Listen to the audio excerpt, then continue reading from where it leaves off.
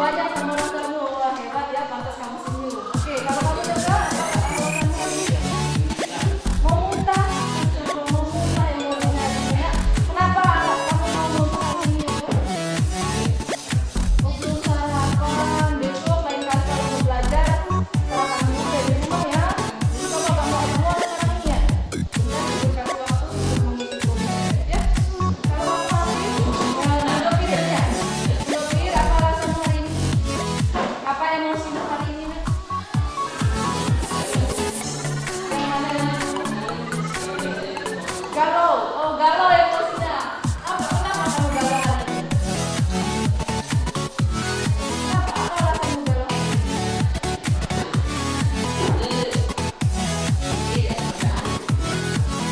Oh, belum jadi PR katanya. Aduh, lain kali jangan katanya di rumah ini ya. Nggak apa-apa. Jadi ini senang, ini mau muntah, ini galau. Banyak emosi hari ini kalian ya.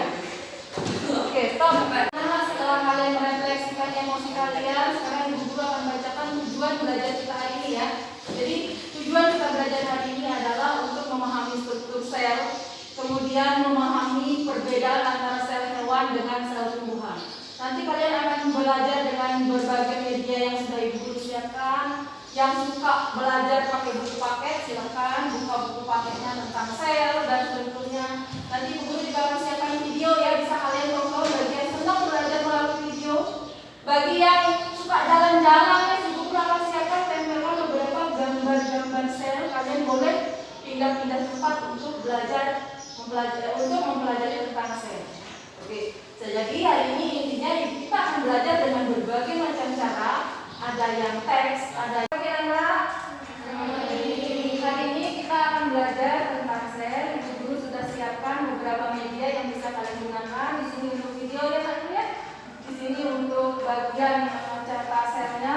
Kemudian kelompok ini Ibu Guru sudah siapkan dengan gambar-gambar sesuai dengan keinginan kalian. Di sini untuk belajarnya menggunakan buku paket. Di sana nanti silakan kalian boleh melihati beberapa catat-catat yang tertempel di tembok. Oke, kalian mengerti?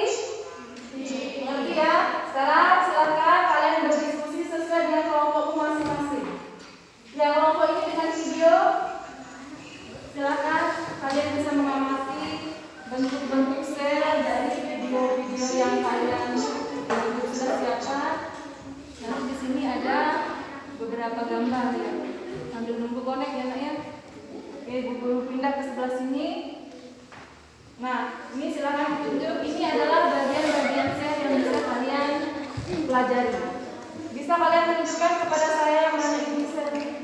Yang itu. Oke. Yang ini bagian apanya? Ini agak rontok dia ya. Nah, yang ini apanya yang itu? Yang ini bagian apa namanya? Oh iya.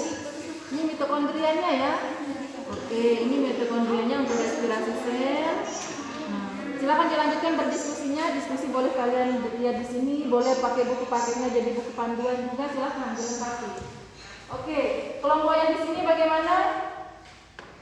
Kalian bisa saling menjelaskan mengenai gambar-gambar yang sudah Ibu Guru siapkan ya. Ini adalah gambar sel hewan, ini adalah gambar sel tumbuhan. Silakan dilanjutkan diskusinya ya. Oke, kelompok di sini ya. Untuk jaringan bisa kalian lihat di sini. Ini adalah bentuk jaringan pada tumbuhan. Silakan boleh kalian maju di sini, melihat di sini. Silakan kalian menunjuk dengan kelompokmu masing-masing. Ini jaringan apa? Jaringan pada akar ya. Oke, ini jaringan apa? Batang. Oke, nah ini adalah contoh-contoh jaringan yang bisa kalian pelajari untuk menambah pengetahuan kalian tentang sel, jaringan, dan organ. Oke, bisa dimengerti? Ya, silakan lanjutkan. Nanti boleh sambil melihat-melihat di sini ya. Ibu Guru mau lihat kelompok yang lain dulu ya. Oke, sudah ada jamnya.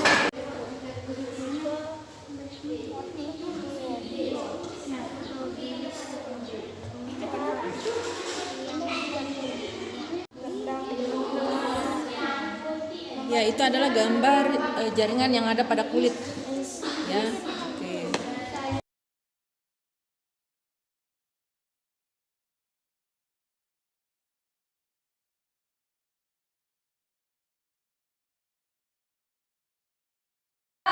Jadi setelah kita melakukan diskusi, maka sekarang waktunya untuk masing-masing kelompok maju mempresentasikan hasil diskusinya. Oke, siap dimengerti? Siap. Oke, yang pertama kita kasih kesempatan untuk kelompoknya Ain dia, silakan. Teman-teman yang lain persiapkan pertanyaanmu kalau ada yang ingin ditanyakan. Silakan kelompok dia bisa memulai.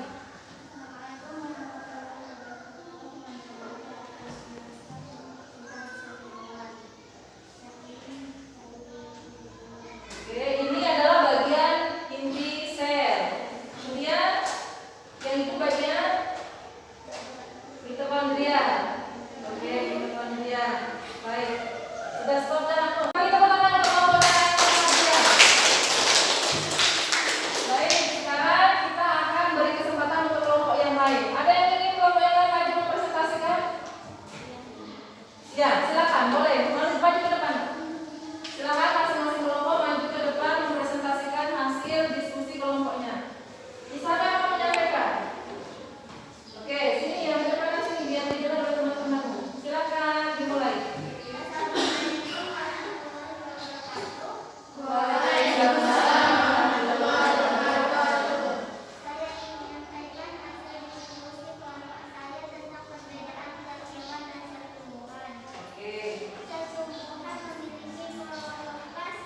Memiliki kloroplast dan vakuola, sedangkan hewan tidak memiliki. Ya, kemudian yang lain adalah kalau sel tumbuhan punya kloroplast sehingga sel tumbuhan mampu melakukan proses fotosintesis, sedangkan sel hewan tidak punya. Ya, oke, kita beri tepuk tangan untuk kelompok.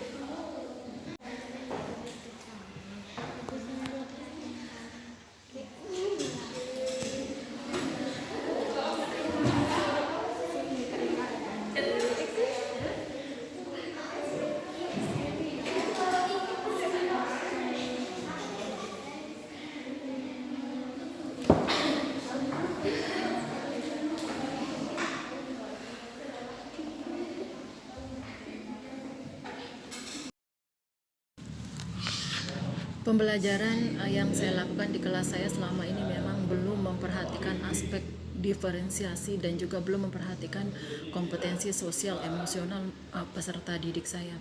Namun setelah mempelajari modul 2.1 dan 2.2 ini, saya baru kemudian melakukan perencanaan untuk melakukan kegiatan pembelajaran berdiferensiasi dan juga pembelajaran yang memperhatikan kompetensi sosial emosional.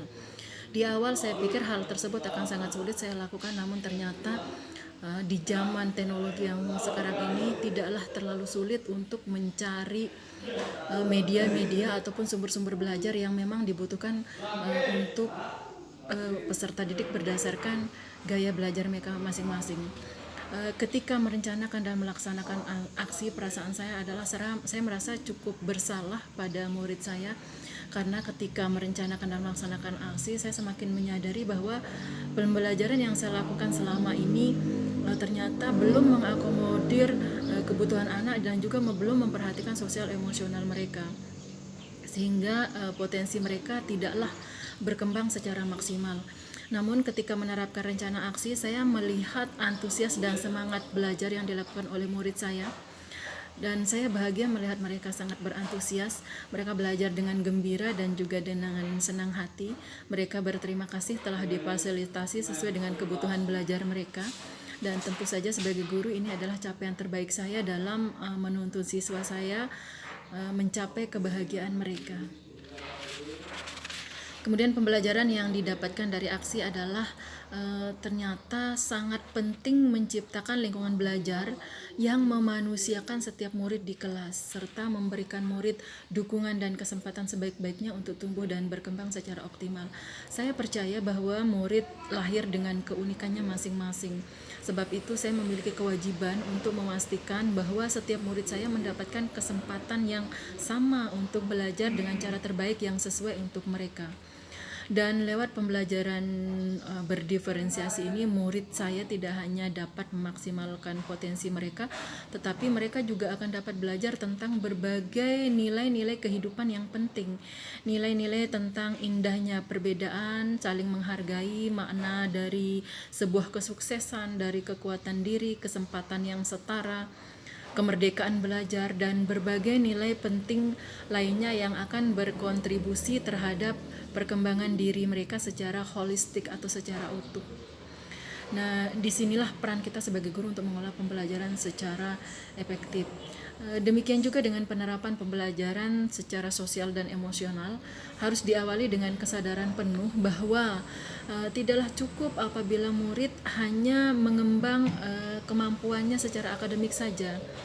Karena sejatinya murid juga perlu mengembangkan aspek sosial emosional mereka demi keberhasilan akademik maupun demi capaian hidupnya. Untuk perencanaan perbaikan ke depan, yang akan saya lakukan adalah memaksimalkan kolaborasi bersama komunitas di sekolah dalam upaya pemetaan berbagai kebutuhan murid. Dalam menerapkan pembelajaran berdiferensiasi merupakan rencana perbaikan yang akan saya lakukan ke depan. Dan untuk dapat mengembangkan kompetensi sosial emosional murid secara optimal melalui berbagai teknik, saya perlu belajar memahami, mengelola, dan menerapkan pembelajaran sosial emosional di dalam diri saya sendiri dulu. Setelah capaian itu saya sudah mampu capai, maka baru akan saya terapkan di dalam konteks pembelajaran saya sendiri di kelas saya sendiri.